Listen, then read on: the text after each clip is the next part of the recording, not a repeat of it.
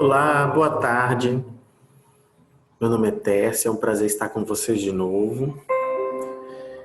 De antemão, estamos aí nesta longa e nesta jornada, com o objetivo aí de alcançar um crescimento, uma evolução aí em todos os sentidos.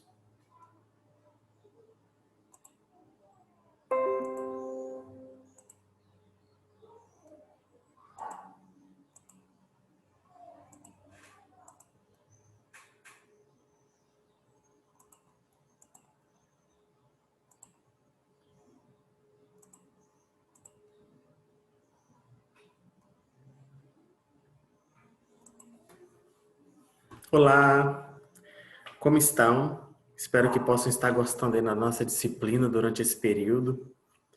De antemão, eu gostaria de parabenizar todos vocês por estarem durante esse processo tão empenhados e tão engajados nesse processo de adquirir ou de aquisição do conhecimento, né? Pode ter certeza que é um momento difícil, é um momento no qual todos estão precisando, necessitando de auxílio. Gostaria de declarar que o Grupo Apogeu está de braços abertos, nós enquanto professores, não só enquanto professores, mas enquanto equipe que representa Apogeu, estamos totalmente abertos e com vocês nesse processo, com o objetivo primordial de garantir um conhecimento de qualidade, adquirir um conhecimento realmente fidedigno e um conhecimento realmente que possa valer a pena aquilo que vocês estão investindo durante esse período. Então, de antemão, já ouvimos falar de diversos tipos de oncologia, diversos tipos de patologia, diversos tipos de câncer. E hoje não seria um dia tão distinto daqueles que nós estamos acostumados. Nós sabemos aí que o câncer ele é uma patologia mundial. Pode-se dizer que hoje ele alcança parâmetros mundiais. Países desenvolvidos e subdesenvolvidos têm encarado essa patologia de uma forma totalmente, com o objetivo totalmente de buscar um tratamento específico, uma linha de tratamento que possa valer a pena ali, principalmente a nível de pacientes. Quando eu falo valer a pena, não falo no sentido econômico apenas, mas eu falo principalmente no sentido de qualidade de vida. Precisamos garantir para os nossos pacientes uma qualidade de vida. Para que essa qualidade de vida ela seja garantida, é necessário que haja investimento. Investimento esse na área da atenção à saúde, principalmente a nossa saúde pública. E hoje eu vou falar com vocês sobre um tipo de câncer muito interessante, que é o câncer de pênis. Tércio, mas tem câncer de pênis? Sim. E é um tipo de câncer que geralmente é confundido com diversas outras patologias, principalmente doenças sexualmente transmissíveis. E é um tipo de câncer que ele não tem grande aparição, o seu índice de manifestação não é dado tanta evidência, assim propriamente falando, mas é algo que deve ser tratado com muito esmero, é algo que deve ser tratado ainda com muito cuidado, porque o que acontece? Geralmente, quando se descobre, é em estados, é um estadio clínico, às vezes avançado, no qual às vezes esse paciente ele não vai ter nem uma expectativa de vida ou uma probabilidade de cura. Então vamos lá, vamos ouvir um pouquinho falar sobre ele.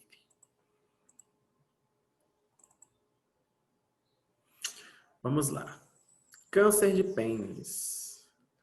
Então, câncer de pênis é um tumor maligno, como vocês já podem saber. Técio, como que eu vou saber se é um tumor maligno ou benigno? Claro, se eu fizer a biópsia. Fazendo a biópsia, eu vou saber que aquele tipo de amostra, aquele tipo de tecido que foi extraído ali, eu vou saber que tipo de células o compõem e eu vou saber se é maligno ou se é benigno. Geralmente ele afeta os homens a partir de 50 anos. Então, o que acontece? Geralmente, esse tipo de patologia ela se manifesta na pele do pênis. É por isso que ela é realmente confundida com algumas doenças sexualmente transmissíveis? Sim.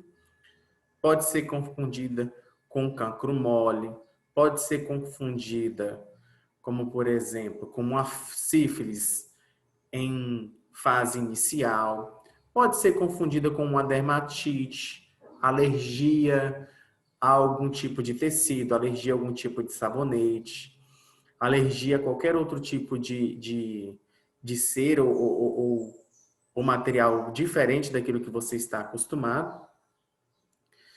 E realmente pode ser confundida, por isso que é interessante que se mantenha e que haja um incentivo por nós, profissionais da saúde, que os homens eles procurem assistência médica. Quando se fala de órgão genital, quando se fala de genitália, realmente se vem a vergonha, realmente se vem os receios, mas não pode se deixar que esses receios tomem conta, porque o câncer de pênis realmente é um câncer sofrido.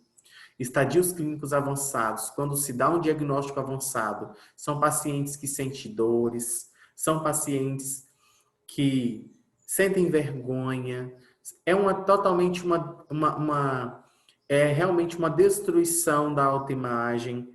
A pessoa ela não se sente bem. Dependendo do tamanho do tumor, esse tumor ele vai exalar cheiros, odores fétidos, e as pessoas elas vão se sentir totalmente constrangidas. E o objetivo nosso não é esse. É que haja um diagnóstico, é que haja uma prevenção, é que haja principalmente a garantia de uma qualidade de vida para esses pacientes. Então, 2% do total dos cânceres que acometem os homens é direcionado ao câncer de pênis, então não é uma expectativa, não é uma estatística muito expressiva, mas existe. Então, se existe, tem que ser levado em consideração. Tércio, quais são as regiões do país em que há mais? Segundo os novos estudos, regiões nordeste do país, regiões norte. Tércio, por quê? Porque tem que se haver cuidados específicos e principalmente governamentais para esse tipo de patologia. Região nordeste é uma região pobre, é uma região que necessita aí de normativas e leis que possam garantir aí a saúde como um todo. A região norte também é uma região crassa de cuidados. Precisa aí também que se estabeleçam normativas aí que possam auxiliar os nossos pacientes no processo de diagnóstico. Então, como vocês podem ver, quais são os fatores de risco? Geralmente, a situação socioeconômica da pessoa, ela envolve totalmente um processo crucial como fator de risco. Por quê, Tércio? Se eu não tenho conhecimento, eu não vou estabelecer medidas preventivas. Se eu não vou estabelecer medidas preventivas, eu vou estar mais exposto. A má higiene íntima daqueles homens que não se submetem à circuncisão. Teste o que é circuncisão? Vocês lembram da questão da cirurgia de fimose? É aquele processo ali. Então, retira-se o prepúcio, que é aquela pele excessiva que reveste a glândula ou a cabeça do pênis. E aí é o que se chama de circuncisão. Dentro desta pele, se não houver uma higiene adequada, há acúmulo de bactéria. Se há acúmulo de bactéria, a lesão tecidual. Se há lesão tecidual, o organismo vai fazer o quê? Voltar a criar novas células para proteger aquelas lesões.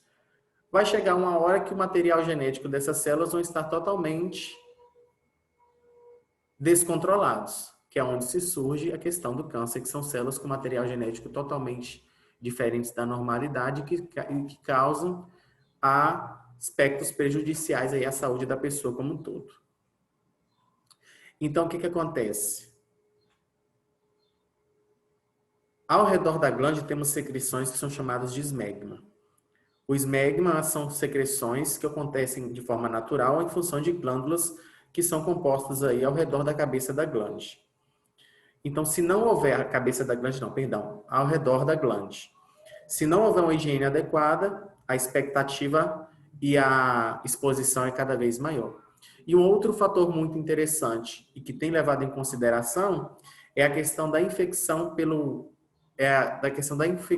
papiloma vírus, que seria o HPV. Pessoas que têm HPV têm uma maior susceptibilidade de adquirir o câncer de pênis comparado a outras pessoas. Tércio, mediante essas situações, quais são os sinais e sintomas que devem ser levados em consideração? Então, geralmente, o pênis ele pode mudar a cor, perdão. Ele pode se mudar a sua espessura, a protuberância na região, caroços. Além da coloração, pode-se gerar inchaços, feridas ulcerativas, que são aquelas feridas que aparecem de uma forma inesperada, e secreção esbranquiçada, acúmulo de materiais de células ao redor, secreção expelida pelo pênis em grandes quantidades ou em pequenas quantidades de coloração fétida, de coloração totalmente diferenciada. A questão também de linfonodos na virilha aumentados. Técio, por que você fala tanto em linfonodos, Técio? Quando você começou as suas aulas, você falava muito em questão de linfonodos na mama, você falou de pulmão, você falou também de linfonodos cervicais. Quando você falou de pulmão, quando você falou de câncer de próstata, você também falou de linfonodos inguinais. Por quê? Nosso corpo, quando ele é exposto a um tipo de patologia ou a um tipo de infecção específica, os linfonodos realmente eles crescem. Eles ficam protuberantes, eles ficam inchados. Por quê? Significa que no seu processo de circulação, fora da circulação sanguínea, existe esse processo de linfonodos, que é uma circulação com o objetivo de proteção. Estimular células estimular leucócitos, estimular células de defesa à produção e a combater uma infecção específica. Então, onde está aquela patologia, geralmente os linfonodos que irrigam aquela região, eles vão apresentar uma manifestação específica. Como é o pênis, quais são os linfonodos proximais? Os linfonodos inguinais. Então, pode ser que esses linfonodos estejam realmente aumentados. E é necessário que haja uma palpação, é necessário que haja um conhecimento corporal para que a gente possa fazer essa detecção e procurar uma ajuda o quanto antes. Tércio, beleza. Eu sei da exposição, da necessidade da higiene, da necessidade de um acompanhamento urológico contínuo. Mas, Tércio, eu sei que existe uma infinidade de cânceres de pênis. Quais são os principais? Temos carcinomas de células escamosas, que geralmente acometem 95% dos casos e pode desenvolver em qualquer lugar do pênis. Temos o melanoma, que realmente afetam os melanócitos, que são células aí de cor, específicas de coloração. É responsável por 2% dos cânceres de pênis. Temos o carcinoma basocelular, que representa 2% dos casos. O adenocarcinoma, que é a doença de Paget do pênis. Geralmente ele se desenvolve nas glândulas sudoríparas do pênis. Como eu já falei, o pênis em si, ele é composto por glândulas. E as glândulas sudoríparas, geralmente, esse tipo de câncer, ele acomete essas glândulas em si. E os sarcomas da vida, que geralmente se desenvolvem de uma forma assustadora, porque eles se nutrem de vasos sanguíneos. Então, os vasos sanguíneos, eles emitem aí uma quantidade maior de sangue para uma multiplicação celular mais avançada desses sarcomas. Eles afetam geralmente músculos e outras células do tecido conjuntivo do pênis e manifestam-se aí de uma forma mais rápida e contínua. Diagnóstico do câncer de pênis. Técio, existe uma série de diagnósticos, sim. Mas o que é preciso se ver primeiramente? Então, geralmente, os exames diagnósticos, eles têm o objetivo de detectar o estadiamento clínico. E o que vem a ser, Técio, estadiamento clínico? Nós vamos classificar aquele tipo de câncer. Saber o T dele, que seria o seu tamanho, o N, que seria se há acometimento de linfonodos ou não, e o M seria a questão de se o câncer emitiu metástase à distância ou não. E os principais utilizados para estadiamento do câncer de pênis é a tomografia computadorizada, onde nós vamos ver todos os tecidos do corpo de uma forma bem mais seletiva, a ressonância magnética bem mais específica e bem mais seletiva, e a ultrassom, que é onde vai se poder também ver quais são as estruturas que estão ali afetadas, não só na epiderme, mas como na derme e nos tecidos que compõem ali aquele órgão. Diagnóstico do câncer de pênis, ótimo. Nós temos diversos tipos de diagnóstico, como nós vimos o primeiro de imagem, agora nós vamos para ver o de biópsia. Então, o de biópsia nós vamos fazer o quê? Uma remoção de uma pequena parcela daquela lesão específica, e aí vai depender de que tipo de biópsia nós vamos fazer. Temos a incisional, então, se é incisional, nós vamos fazer uma incisão, nós vamos fazer um corte ali. Então, vai fazer o corte e se extrair o material, a parte de um tecido que está cometido ali, que está com aquele tipo de lesão específica. Então, as lesões ulceradas são retiradas e são avaliadas ali aquele tipo tecidual. Temos as biópsias excisionais, que são utilizadas o quê? Pequenas partes de tecidos, aquelas lesões que já estão mais aparentes. Não vou precisar cortar, vou pegar apenas aquelas lesões que estão sobrepostas em cima. Tem a punção aspirativa por agulha fina, muito famosa, que é o PAF. Então, vamos utilizar uma agulha, retirar aquele tipo de tecido, e ali eu vou poder avaliar não apenas aquele tipo de tecido, mas todos aqueles tecidos que vieram junto. E as cirurgias de gânglios linfáticos. Então, vai se extrair o gânglio linfático e vai avaliar ali até onde que aquelas células comprometeu aquele gânglio linfático ali, que é uma das características que darão aquela classificação que a gente falou de N.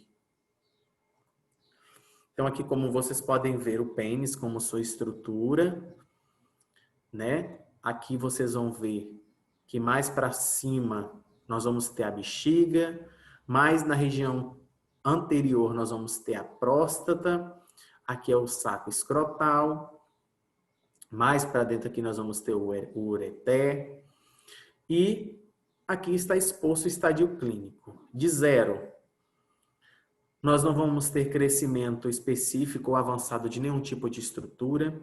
O 2, o T já vai estar um T1A, porque significa que ele já alcançou um determinado centímetros. O 2, ele já alcançou um determinado centímetro e está em processo de evolução. O 3A também está em processo de evolução e alcançou aí linfonodos. O 3B, crescimento contínuo, quantidade de linfonodos alcançadas maior. E o 4, bem maior, quantidade de linfonodos alcançadas e metástase à distância. Tratamento, Técio, existe? Com certeza, principalmente se houver um diagnóstico de uma forma mais precoce. Então, o que pode se fazer, Técio, em termos de tratamento? Em termos de tratamento, sem que eu precise fazer a retirada total do pênis. Porque, gente, realmente, existem tipos de patologias oncológicas, tipos de câncer de pênis que em estadio clínico avançado, faz-se a retirada total do pênis, sim. Então, a gente tem a circuncisão, que é a retirada do prepúcio, a excisão simples, que é retirado todo o tecido normal adjacente, juntamente com aquele tecido que está prejudicado. A cirurgia de Morse, que é a retirada do quê? Da pele que o tumor está invadindo. Ressecção a laser é a vaporização de células cancerígenas. A criocirurgia é o que? Utilizado nitrogênio líquido para matar aquelas células e se retirar. A penectomia parcial ou total é retirada da parte ou totalidade do pênis. E a cirurgia dos gânglios linfáticos, que é o que? A retirada dos linfonodos que ali compõem aquela região. Temos o tratamento radioterápico. Técio, o que é radioterapia? É a utilização de radiação na região onde eu quero que seja tratado. A radiação é totalmente tóxica, então significa que vai o quê? Ocasionar uma toxicidade naquelas células, destruindo todas as suas estruturas. Temos a radioterapia externa, que é utilizada o quê? Que é quando a pessoa ela se coloca no aparelho de radioterapia, recebe a radiação e ela vai afetar aquela região ali que está acometida pelo câncer, então vai matar aquelas células. E temos a braquioterapia, que é colocada dentro do tumor. Então, vai colocar uma estrutura metálica dentro do tumor e ali vai emitir radiação para matar aquela célula cancerígena. Tratamento quimioterápico. A gente tem a quimioterapia tópica, que é uma pomada que pode ser utilizada naquela região. Eu geralmente nunca vi, geralmente eu já vi mais a quimioterapia sistêmica, que geralmente utiliza os protocolos cisplatina, fludaracil, metotrexeno, beomicina, paclitaxel e fosfamida. Claro que vai depender, cada tipo de quimioterápico, ele é indicado para um tipo de estadiamento clínico. Então, se a pessoa está com estadiamento clínico avançado ou com câncer avançado de pênis, o tipo de tratamento de quimioterápico indicado para esse paciente vai mudar com certeza. Temos a imunoterapia. Geralmente, hoje em dia, é utilizado muito e tem se alcançado muitos desafios e muitas glórias aí, porque a imunoterapia é um tipo de tratamento que estimula o próprio corpo a combater esse câncer. No Brasil existe, mas com uma rentabilidade muito alta, em função de que é muito caro. E sobreviver com câncer de pênis não é fácil, né? Quando a gente parte do pressuposto que nós somos cuidadores, que nós somos executadores dos cuidados, é necessário que a gente pense que aquela pessoa ali é um pai, que aquela pessoa é um filho, ou que aquela pessoa tem filhos, que aquela pessoa, se for passar por cirurgia, é constrangedora, radioterapia também, vai esboçar tempo, vai esboçar todo um processo que ele poderia estar investido em si mesmo, em sua família, mas que agora vai ter que voltar para si a visão, porque ele precisa ali, porque nós estamos falando de vida e de cuidado com a vida. Efeitos sobre a sexualidade. Primeiro, questões da autoimagem, dificuldade de exposição. Primeiro, que dependendo da cirurgia ali, se for uma penectomia parcial ou total, a pessoa ela vai se sentir mutilada e ela não vai ter mais prazer em manter uma atividade sexual, ou até mesmo aquela atividade sexual vai estar impedida em função de que ela não possui mais aquele órgão sexual.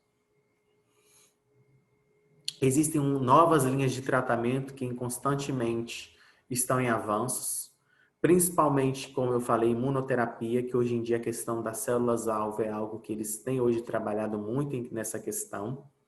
Então, tratamento existe e é necessário que as pessoas elas procuram por esse tratamento. Beleza?